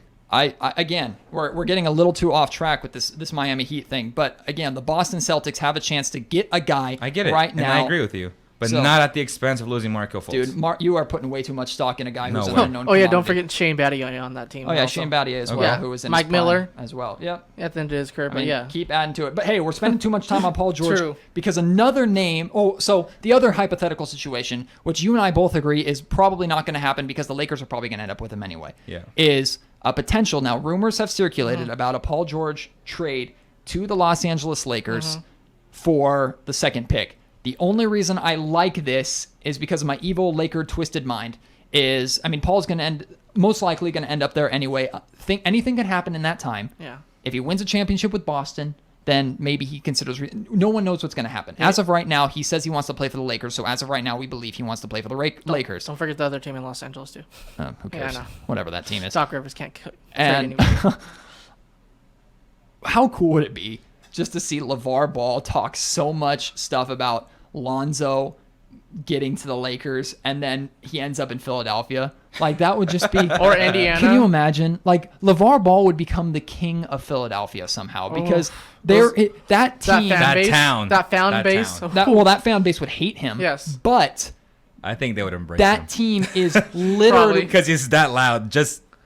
No, that Just team, like them. That team is littered with content for LeVar Ball to destroy. Joel Whereas the Embiid. Lakers, LeVar is going to be happy, and so is Lonzo with the Lakers. So that's the only way that I would like that. It's probably not going to happen, but that's the other potential landing spot for Paul George. But again, I think I would not be surprised if Paul George is a Boston Celtic. I actually spoke to Eman about that. I said, I think it'd be best for Lonzo not to be in LA and to get away from his dad for a little bit. You know Exactly. what I mean? Perfect. And for him to perfect his craft on the court. You know what I mean? Because, you know, and again, I respect LeVar, and LeVar did not get involved in anything UCLA basketball. Okay?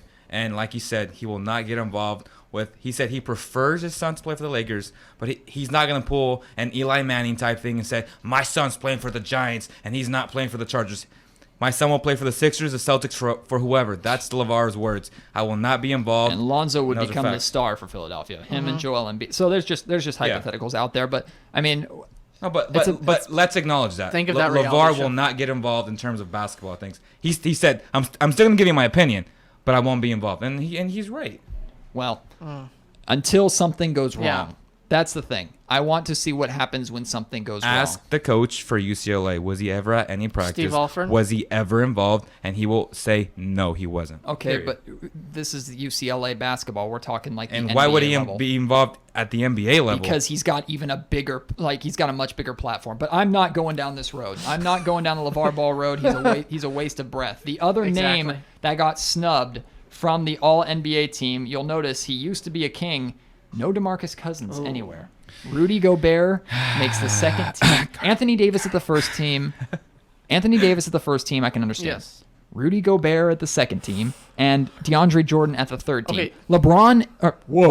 DeMarcus is not LeBron, and he is twice as good as DeAndre Jordan and Rudy Gobert, in my opinion.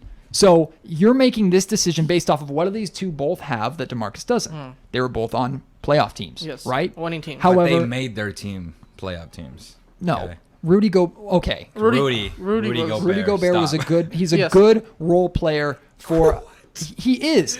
Rudy an Gobert is all-star not a star. player. But that's not the point. The point is you're ranking all NBA teams. You're ranking the best center. And they got the best to power number forward. 4. He arguably defensive player of the year. How do you not take that into consideration, Matt? Because DeMarcus Cousins could run circles about Rudy Gobert any night. Is that why Rudy Gobert always pretty much outplayed him every time they played against each other? The one guy that can guard DeMarcus is Rudy Gobert. The one guy that would outperform him every single time. I'm gonna look up Cousins' numbers really quick. It doesn't matter. He might have 25 points, but he took like 30 shots to actually get there. Period. I'm looking it up. Hold on. No, I'm just saying, Rudy Gobert, in my opinion, is more valuable than DeMarcus Cousins. Period.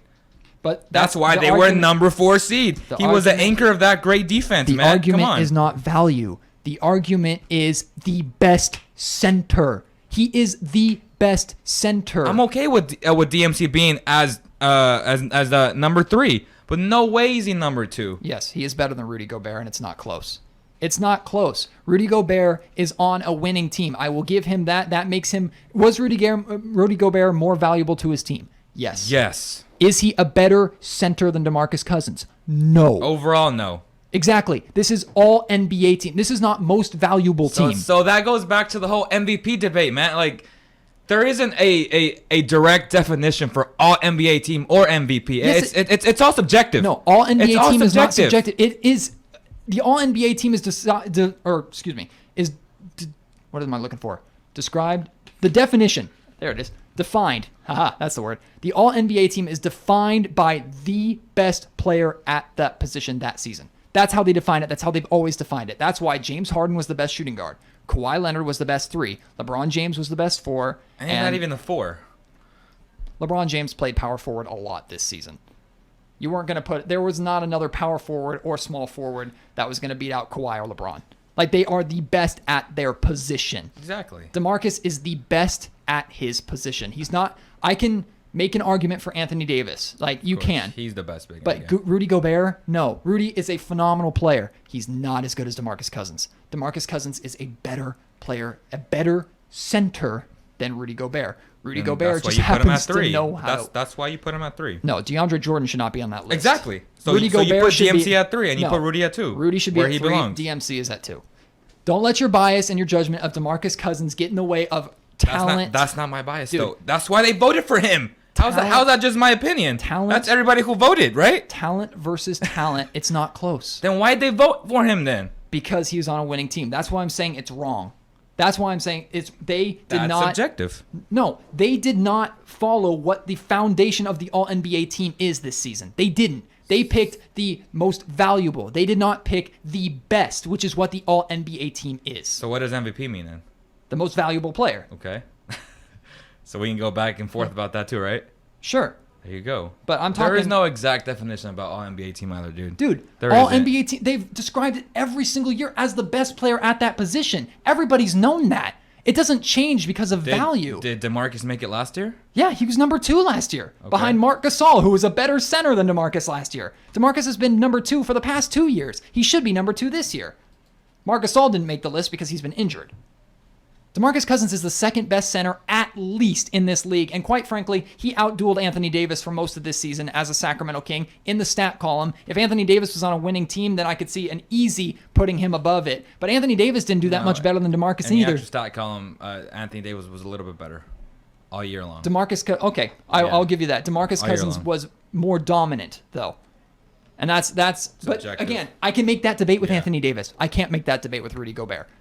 I understand Rudy's value, and I will also say this: Rudy Gobert knows how to win, and DeMarcus Cousins does not know how to win. But DeMarcus Cousins, talent-wise, is a better center than Rudy Gobert is. That's why he should be number 2 on that list. Rudy should be number 3 because Rudy was a better center than DeAndre Jordan. DeAndre Jordan is nothing without Chris Paul. Agreed. Nothing. Agreed. If Chris Paul leaves and goes to the Spurs, which I hope he does because that would be crazy, DeAndre's going to wither and die because he's nothing Correct. without Chris. Yeah, and again, DMC should be there. I'm just saying, I would have put him at 3 over DJ, and I'm not a big DJ fan. DeMarcus Cousins, let's see. Oh, he didn't play versus Utah. Of course he didn't play when he was with No, he played in that game. No, he didn't. He has 0 minutes right now. I'm talking when he was with Pelicans? Pelicans. Oh, no. Yeah, we're talking March. With the Kings, he he played against him. Any other objections that you guys have though with that All NBA team that you see, or are you pretty? I'm pretty happy with most of it. The only other one I saw a name in there. That's just the biggest snub. Like DMC was the biggest snub. Period. Yeah, he was. Period. Are you okay with John and the third team? John Wall as the point guard, DeAndre Jordan as the shooting guard. Are there any other names that you could maybe put above them? John Wall, I think, earned it this postseason. Who's the shooting guard again? DeMar DeMar. DeRozan. Thank you. Oh yeah, DeMar DeRozan had a good year this year. No, so, and yeah. they both did. And then of course Antetokounmpo is number Yeah. 2. Is on the 2 team. That's easy. Yeah. And Antetokounmpo, I mean, with Kawhi and Was Klay Thompson there? Clay is not. Okay. Clay So is who's the not. 2 team again? The 2 team is Antetokounmpo, Durant, Gobert, Curry, and Isaiah Thomas. So it's debatable between DeRozan and the Klay. I would say that's the closest thing Yeah. to it. Yeah. So, I don't have a problem with that. for the most part, Klay and DMC are on the outside looking in, Yeah. right? But every guy should be there. Yeah, look period. who's on Clay's team also. So Yeah, exactly. So we have a lot of good conversation. Did we want to do that that Yeah. Snapchat call? We went way over, but Yeah. who cares? Yes. Because it's been a fun evening tonight, and we'll there's been take plenty one- to talk about. One call. So if you're not familiar with, So whoever calls right now, I'll hand this to you, Yeah. Mr. Technology. So yeah, call right now As if you have us on the snap. Yeah, again, it's Cowbell Kingdom, all one word, no underscore, no space, nothing, on Snapchat, and you can give us a call, ask us a quick question. We would love to hear from you. We're trying this out. This is new for this week, so bear with us as we try and figure it out and work out the kinks. But man, it's been. You said CJ Gill says Paul George got snubbed also. See, I disagree. Me too. I don't think Paul George was that good this year. No. Same. At all. I just don't think he Well, was. he's not better than Kawhi, than Giannis, or LeBron. Period. Or Jimmy Butler. Yeah. Jimmy Butler was the other guy that stole his You're spot. right. Jimmy. He is better than Jimmy though. Well, not this season, no. But as a player, he's better than Jimmy.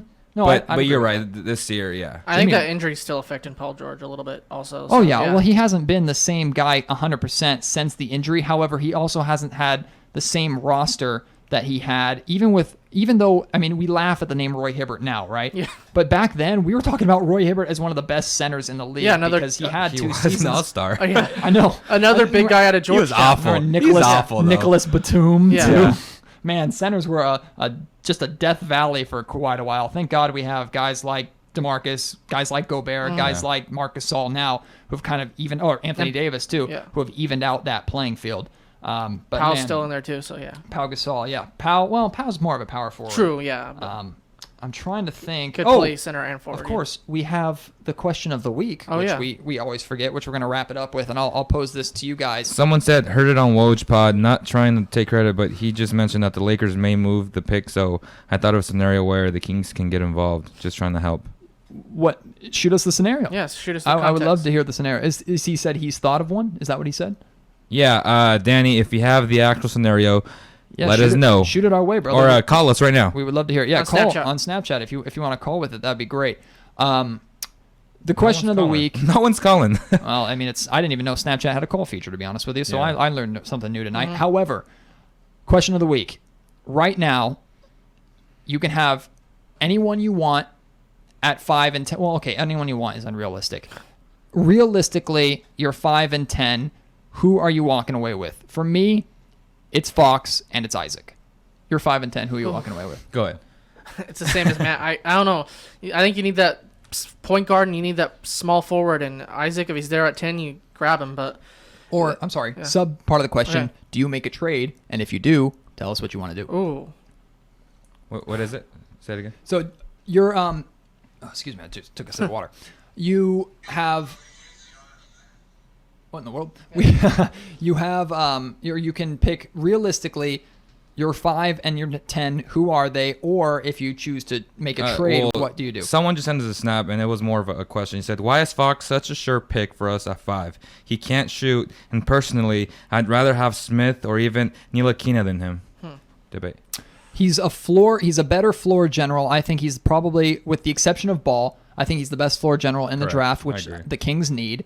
The Kings need someone to take over being a floor general because they have not had that. I mean, the Kings have had a scoring guard in the past. and it really hasn't gotten them anywhere. Yeah. I mean, I love Darren Collison, but Darren Collison was not a floor general. And yeah, we know Dave Yeager's system. He needs a floor general like Right. Mike Conley in Memphis. Right. Also, yeah. I think Fox is one of the best defensive guards. Now, I always butcher his last name. I just call him Frank. Frank is probably the best or has the highest upside with perimeter defense, so I will give him that, but he does not have the upside on the offensive end. And just because... But he's a better shooter than Fox. Sure, right now. But just because Fox is not a good shooter does not mean that he is not athletic, and he has the ability, like we talked about, to find players and use his, like, he averaged 16 points a game for a reason on a Kentucky team that's stacked. Like, scoring 16 points per game on a Kentucky team is the equivalent of scoring 30 points per game on a bad team, because a lot of people score in Kentucky. But he's a better Ty Lawson, or he's much better Ty Lawson. Because what he does is he has that quick first step, he gets to the rim, he can finish, You're right. but he's also a capable passer. He's a better Ty Lawson, and that again. I mean, there's a reason why he's In protected theory. at 5, and Frank and Smith are not. And I mean, don't forget the Kings' second round pick also. So that'd be interesting to see But that being said, again, if Fox gets taken and the Kings end up with a small forward and then somehow land either Frank or Smith, I'm a happy camper. Yeah. I'm just saying those two in Fox and Isaac are my two that I want. That's just me. But Yeah. I'm a happy camper with you're going to me get too. one I'm of the not top even- 5. Draft night can't come soon enough Right. because I It's want to gonna see be a the good scenarios. And we were told today that the top prospects are coming in early June. So the Foxes, the Jacksons, and stuff like that, Tatum's, they will be in sack soon. Play some of that audio on the podcast. hopefully. Yeah. Oakland Ron says, I think Anthony Davis is a power forward, not a center. What?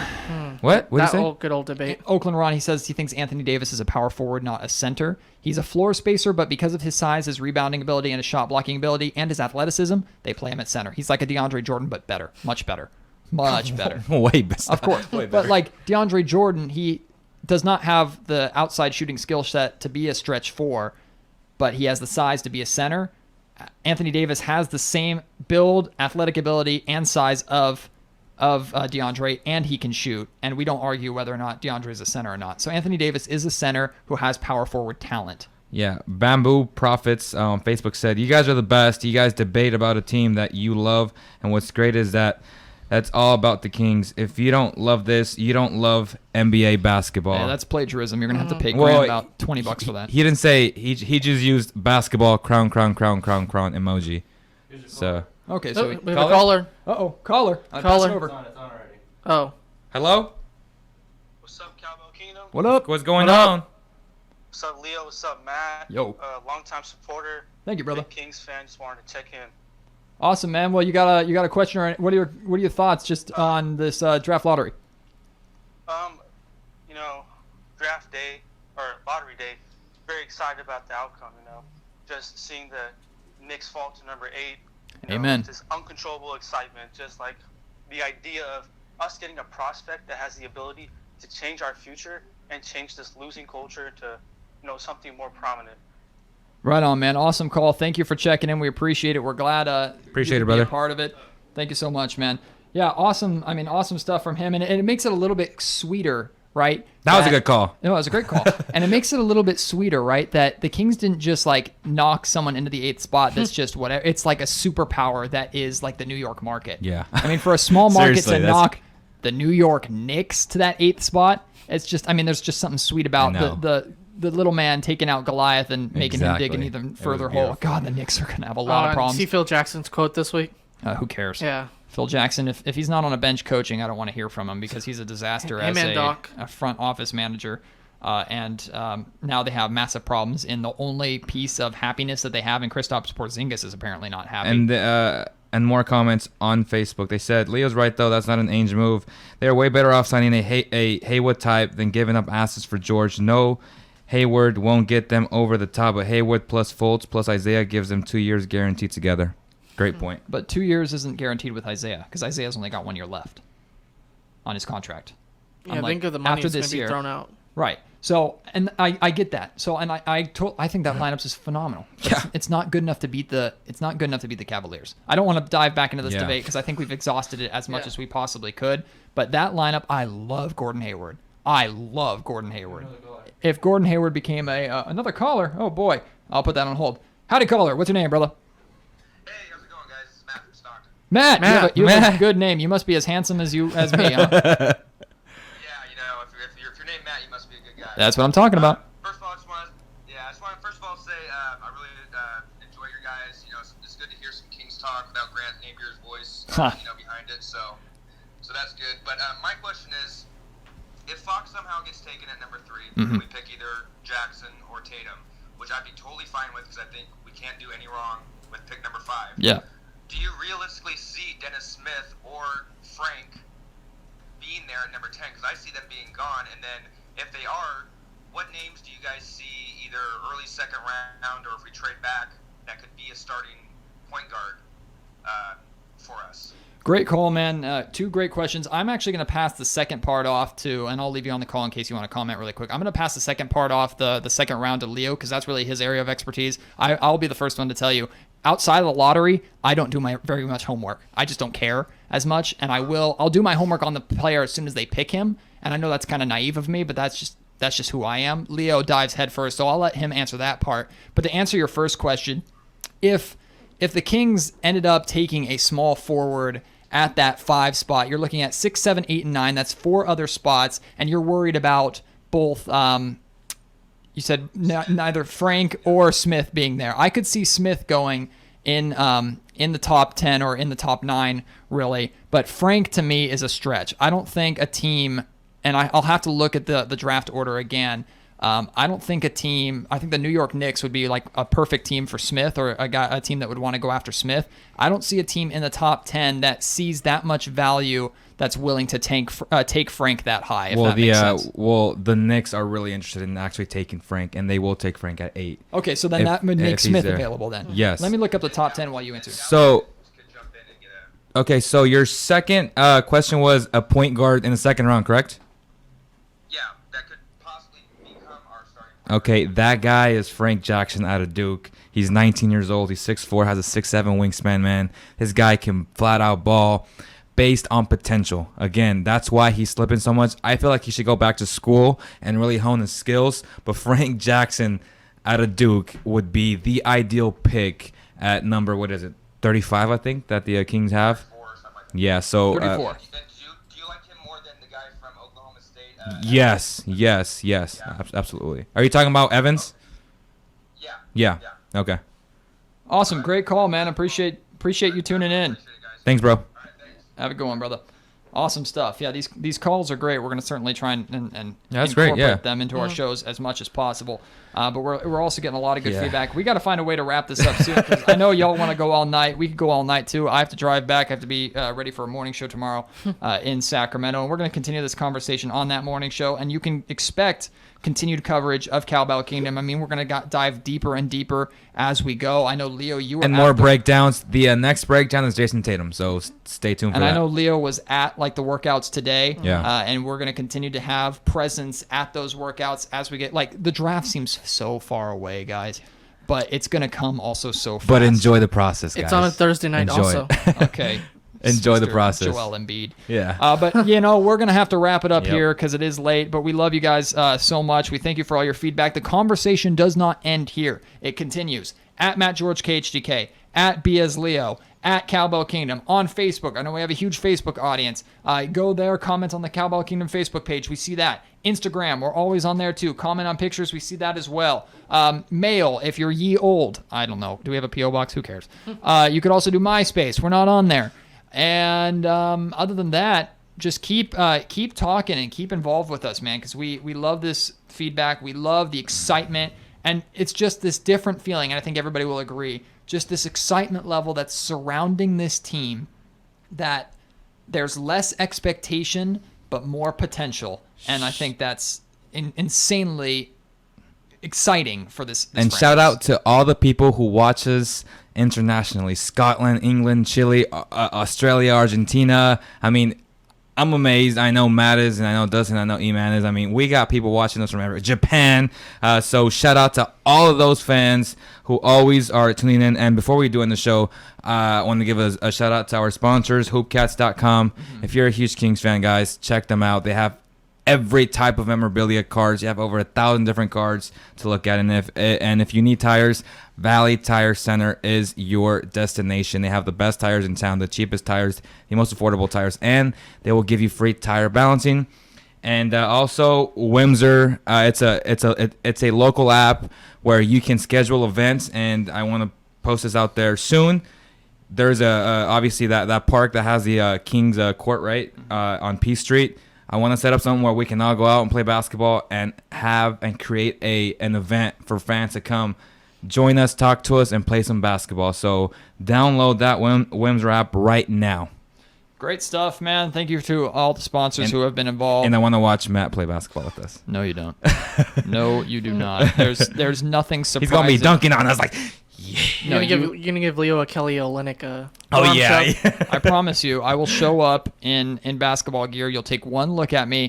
You'll have all these stereotypes run through your head, and they're all true. Bring the goggles back. Except I can't shoot. Oh. So they're all true, except I can't shoot. I was known for rebounding and blocking shots. That's it. And my free throw percentage was pretty high. DJ. Defense. DeAndre Jordan. I was DeAndre Jordan, but not nearly as athletic or exciting to watch. I was just that guy that had long arms that could grab rebounds. And the reason I got to the line so much is I am not very well built. So you try and box me out, you shove me to the ground. Thanks, ref. Give me these 2 shots. That's all I worked on. Elbow jumpers on the rare occasion that there would be pick and pops, and free throws. But I will say I do set legitimate screens, unlike people in the NBA who just try and stick their hip out and call that a legitimate screen and then get mad at Kelly Olynyk when he actually sets a hard screen. So, yes, Washington fans, I'm talking to you. Well, thank you guys so much. It's been a great night. Awesome Cowbell Kingdom. We'll be back next week. But until then, hit us up on Facebook, Twitter, YouTube, whatever. We'll see it. Draft breakdowns coming soon. More on Cowbell Kingdom. For my partner, Dustin, my buddy, E-Man, my partner, Leo Beas. My name is Matt George. Thank you guys so much. This has been the Cowbell Kingdom podcast, streaming live on YouTube and broadcasting live from 92.1 FM KXVS, the voice of Stockton. Good night. Go Kings! The word of the night, Leo, fun. With Matt George